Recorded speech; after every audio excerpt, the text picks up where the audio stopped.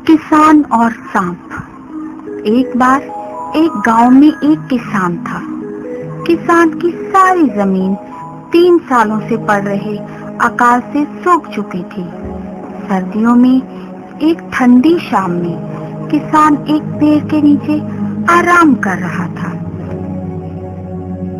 उसने पास ही एक बिल के पास एक सांप देखा। किसान ने सोचा, ये सांप यहीं रहता है, लेकिन मैंने कभी इसकी पूजा नहीं की। शायद इसी वजह से मेरी जमीन सूख गई है। अब मैं हर रोज सांप की पूजा करूंगा। किसान एक कटोरे में कुछ दूध लेकर आया।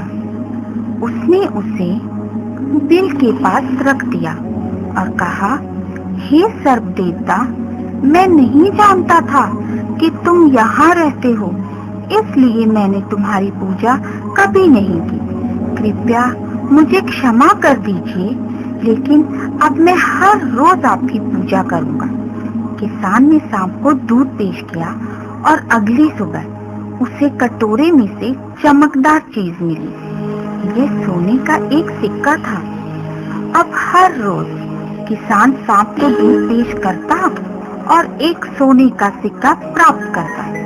एक दिन किसान दूसरे गांव गया था। उसने अपने बेटे को सांप को हर रोज दूध देने के लिए कहा। उस शाम उसका बेटा सांप को दूध देने के लिए गया।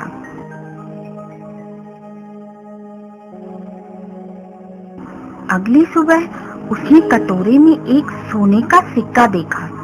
उसके बेटे ने सोचा, ये सांप कंजूस है, इसके बिल में बहुत सारे सोने के सिक्के होंगे, लेकिन ये हमें हर रोज केवल एक ही सिक्का देता है। अगर मैं इसे मार दूं तो मुझे सारा सोना मिल जाएगा। अगले दिन सांप को दूध देते समय लड़के ने उस पर एक छड़ी से वार किया। वह एकदम भयंकर बन गया। उसने लड़के को काट लिया और वह वहीं पर मर गया। सांप भी जख्मी था।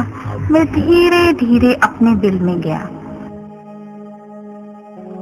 किसान के रिश्तेदारों ने उसके बेटे का दाह संस्कार किया।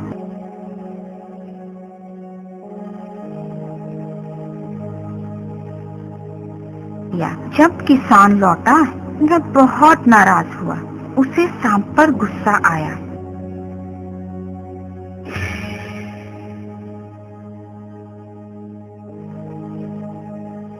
सांप ने उसे सब कुछ बताया और किसान ने कहा, मैं जानता हूँ कि ये मेरे लड़के का दोष है। मैं उसकी तरफ से आपसे माफी मांगता हूँ।